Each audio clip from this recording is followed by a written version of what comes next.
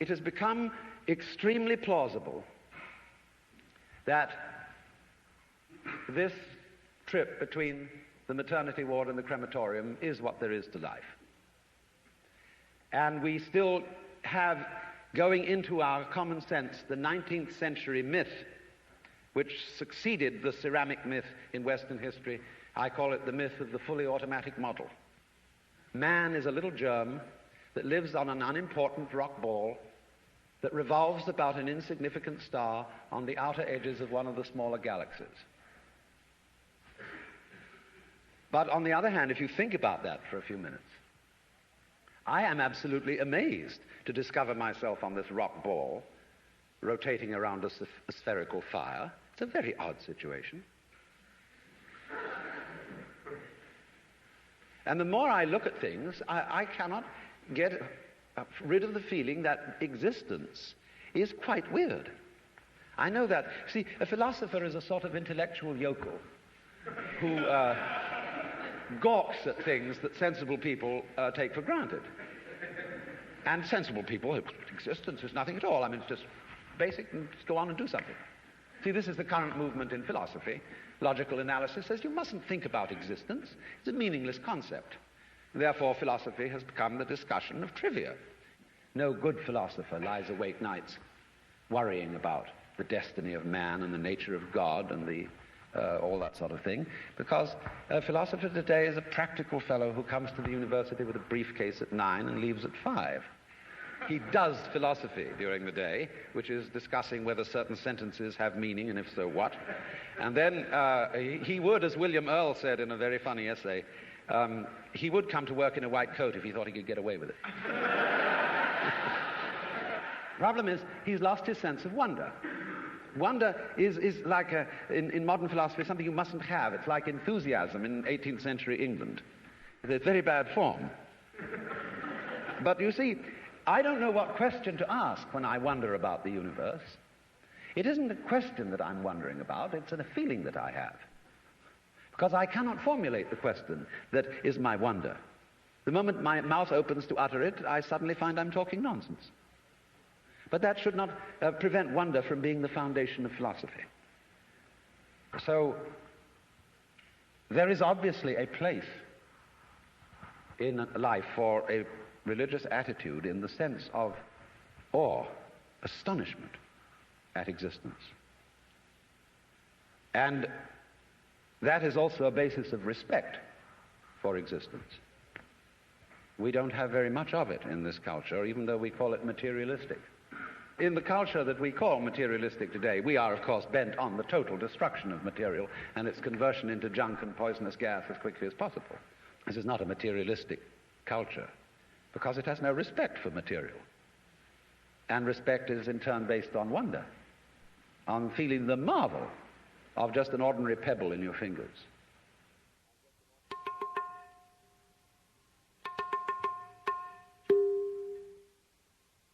Look, here is a tree in the garden, and every summer it produces apples.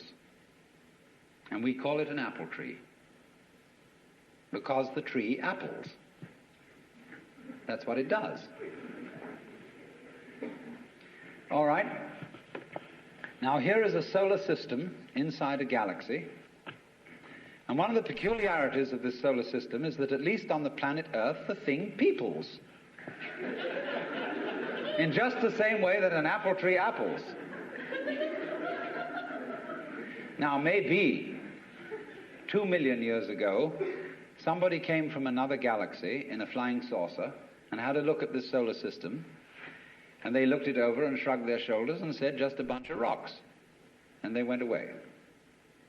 Later on, maybe 2 million years later, they came around and they looked at it again. And they said, excuse me, we thought it was a bunch of rocks, but it's peopling. And it's alive. After all, it has done something intelligent. Because, you see, we grow out of this world in exactly the same way that the apples grow on the apple tree. If evolution means anything, it means that. But you see, we curiously twist it. We say, well, first of all, in the beginning, there was nothing but gas and rock. And then intelligence happened to arise in it, you know, like a sort of fungus or slime on the top of the whole thing. But we're thinking in a way, you see, that disconnects the intelligence from the rocks. Where there are rocks, watch out. Watch out, because the rocks are going eventually to come alive.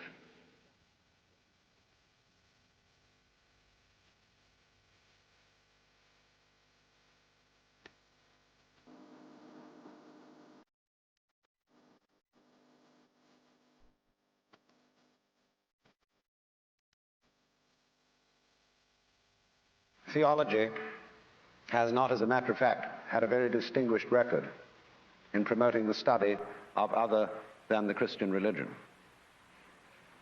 Because you see, if you know in the first place that you have the true religion, there really is no point in studying any other one, and you can very quickly find reasons for showing them to be inferior, because that was a foregone conclusion. They had to be. Because if, for example, you get into discussions as to whether Buddha was a more profound and spiritual character than Jesus Christ, you arrive at your decision on the basis of a scale of values which is, of course, Christian. And in this sense, the judge and the advocate are the same.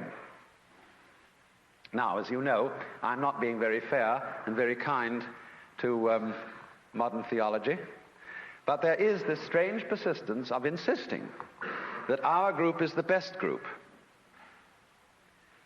And I feel that there is in this something peculiarly irreligious, and furthermore it exhibits a very strange lack of faith. Because I believe that there is a strong distinction between faith on the one hand and belief on the other. That belief is, as a matter of fact, quite contrary to faith. Because belief is really wishing. It's from the Anglo-Saxon root leaf, to wish. And belief, stated, say, in the Creed, is a fervent hope that the universe will turn out to be thus and so. And in this sense, therefore, belief precludes the possibility of faith, because faith is openness to truth, to reality, whatever it may turn out to be. I want to know the truth. That is the attitude of faith. And therefore, to use ideas about the universe and about God as something to hang on to, in the spirit of Rock of Ages cleft for me, and there's something very rigid about a rock.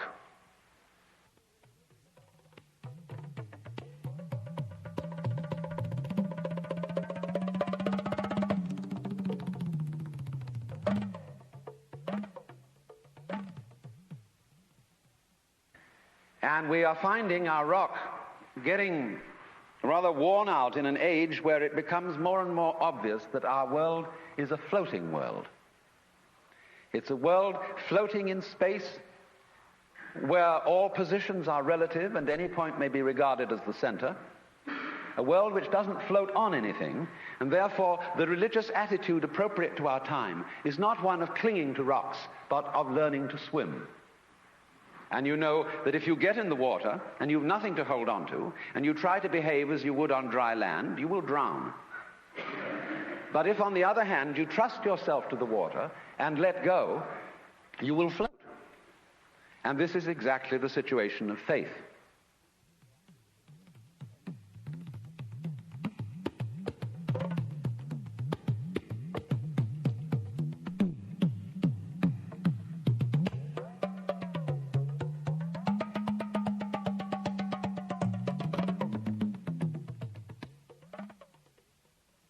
I had a friend who was studying Zen in Japan, and he got pretty desperate to produce the answer of who he really is.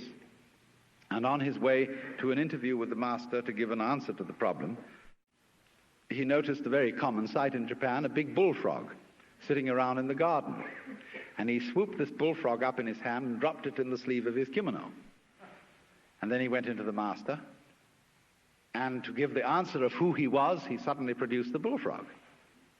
And the master said, too intellectual.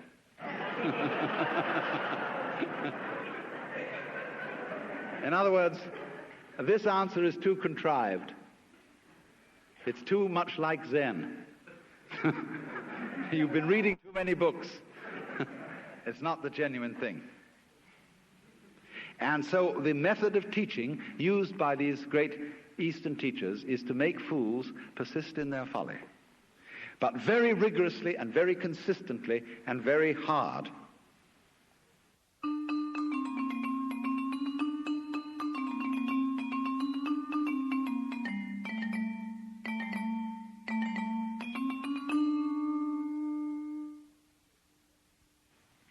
Now, if you go to a Zen teacher,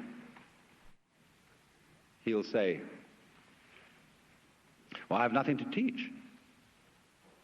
There is no problem. Everything's perfectly clear. And you think that one over. And you say, he's probably being cagey.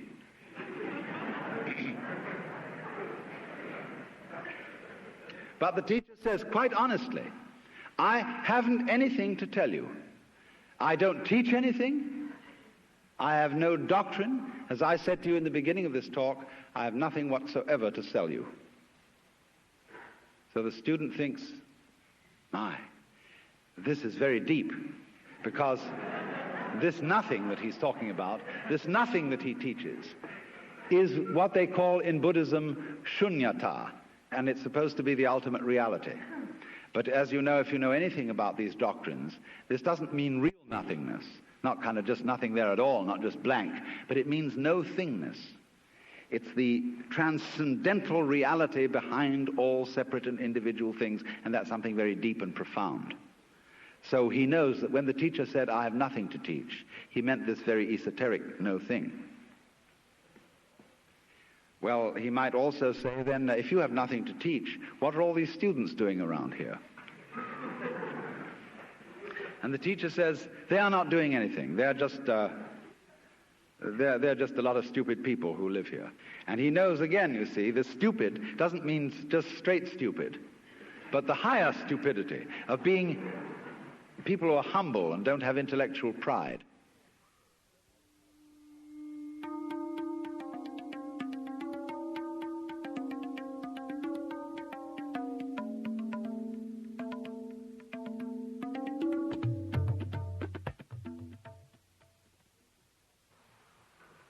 The Christian proverb is that man's extremity is God's opportunity. And so people, in other words, have to get desperate. Imagine the idea that the moment you were born, you were kicked off the edge of a precipice, and you were falling. As you fell, a great lump of rock came with you, and is traveling alongside you. And you're clinging to it for dear life. And thinking, gee, I've got to hold on to this, you see? Well, it doesn't do a thing for you. And it's only making you anxious. And it's only when you understand that it doesn't do a thing for you that you let go and relax. So everybody's in this situation. We're all completely insecure. We're all headed straight for death as if we had been condemned by a judge. And yet here we are all clinging on to things. And we have all sorts of alibis for doing this. We say, well, I have responsibilities for my dependents and I've got to cling on. But all you're doing is you're teaching your dependents to cling the same way as you are. And making them miserable by learning to go on surviving compulsively. So the thing is, same way, if you're caught in a torrent, and you try to get out of it by swimming against it, you'll just wear yourself out and you're still carried along with it. So the sensible thing to do is to turn around and swim with it. And if you want to get out of it, swim towards the edge. But go with it. Same way when you're sailing. Always keep the wind in your sails. If you want to go against the wind, tack. But use the wind. So it's this way, you know. We're all in this great stream of change, which we call life. We are the stream. If you imagine you're separate from it and you're being carried along by it as if you were a cork, that's a delusion. You're a wave of the stream itself. So get with it.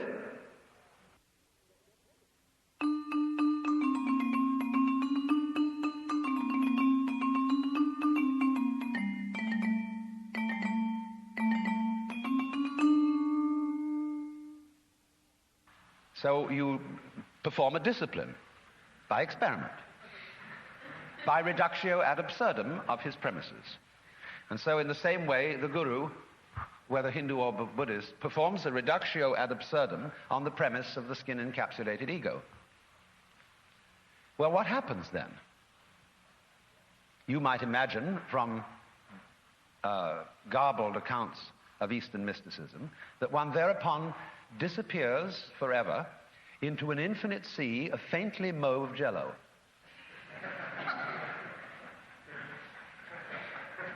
And become so lost to the world and entranced that you forget your name, address, telephone number, and function in life. And nothing of the kind happens.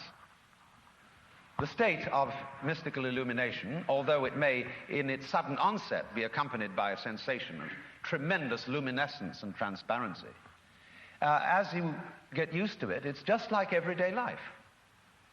Here are the things that you formerly thought were separate individuals, and here is you, who you formerly thought was merely confronting these other people. When the great Dr. D.T. Suzuki was asked, what is it like to be enlightened, he said it's just like ordinary everyday experience, except about 2 inches off the ground. Because what is altered is not the way your senses perceive. What is altered is what you think about it. Your definitions of what you see, your evaluation of it. So when you don't cling to it, when you have no longer a hostile attitude to the world because you know the world is you, it is. I mean, let's take it from the point of view of biology. If I describe the behavior of a living organism, I cannot possibly describe that behavior without simultaneously describing the behavior of the environment. So that I discover that I don't describe organisms in environments, I describe a unified field of behavior called an organism environment. It's an awkward word, but there it is. The environment doesn't push the organism around. The organism doesn't push the environment around. They are two aspects or poles of the same process.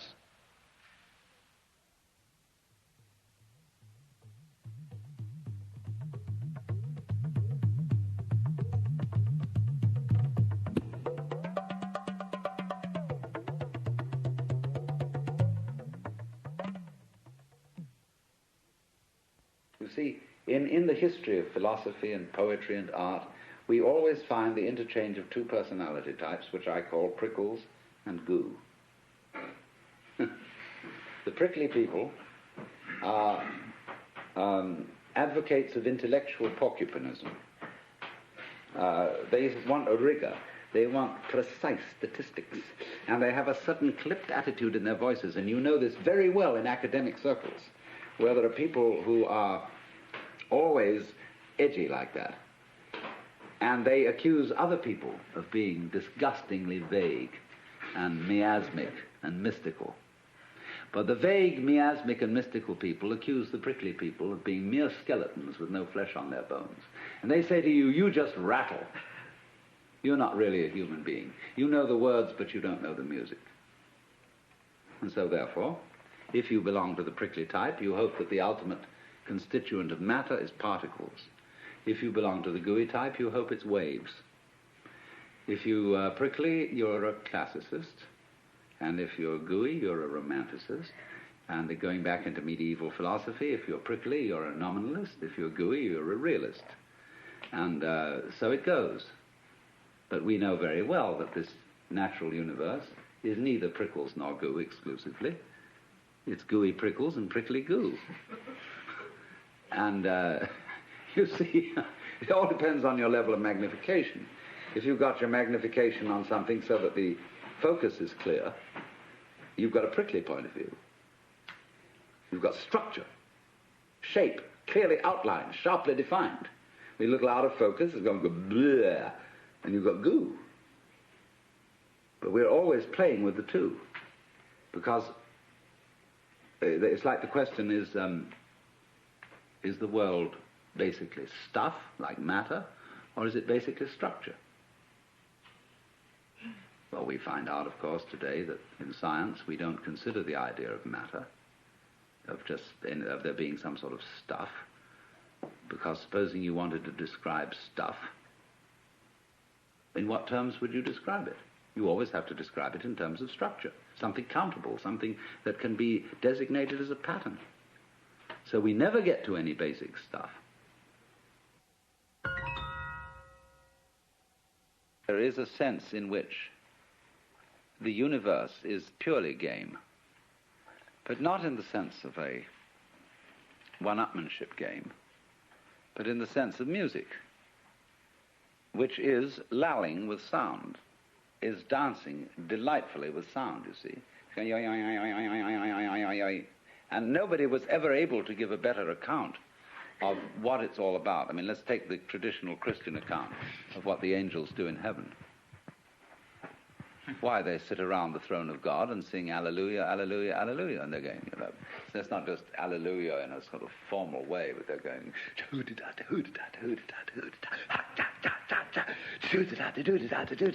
no, they're really swinging. And by the time you know where they are, the swinging has reached such fantastic proportions.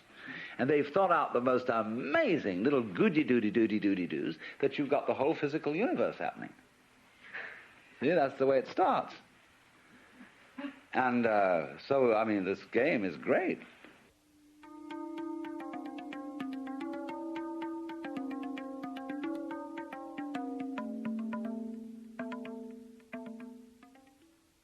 In music, though, one doesn't make the end of a composition the point of the composition. If that was so, the best conductors would be those who played fastest. And there would be composers who wrote only finales. People go to a concert just to hear one crashing chord, because that's the end. Same way in dancing. You don't aim at a particular spot in the room. That's where you should arrive. The whole point of the dancing is the dance. Now, but we don't see that as something brought by our education into our everyday conduct. We've got a system of schooling which gives a completely different impression. It's all graded. And what we do is we put the child into the corridor of this grade system with a kind of, come on, kitty, kitty, kitty. And yeah, you go to kindergarten, you know, and that's a great thing, because when you finish that, you'll get into first grade. And then, come on, first grade leads to second grade, and so on, and then you get out of grade school, you've got high school, and it's revving up, the thing is coming. Then you're going to go to college, and by Jove, then you get into graduate school, and when you're through with graduate school, you go out to join the world. And then you get into some racket where you're selling insurance, and they've got that quota to make, and you're going to make that, and all the time, the thing is coming.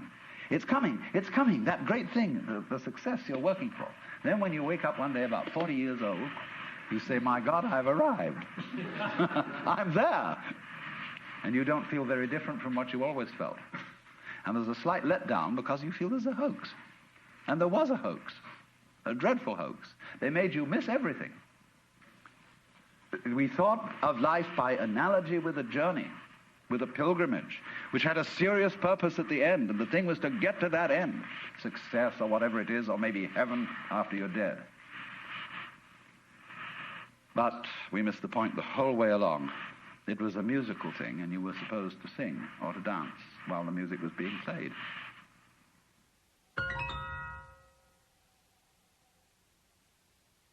Why do we love nonsense?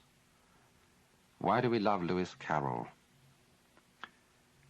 with his "'Twas brillig and the slithy toves did gyre and gimble in the wave, all mimsy were the borogroves and the mumraths outgrabe"?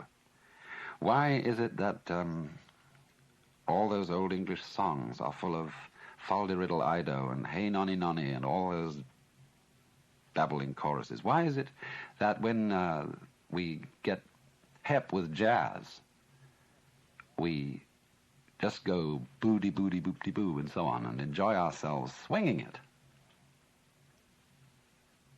It is this participation in the essential, glorious nonsense that is at the heart of the world, that isn't going anywhere, that is a dance.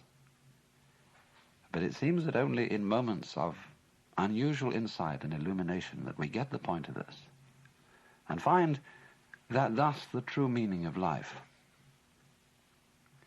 is no meaning, that its purpose is no purpose, and that its sense is nonsense.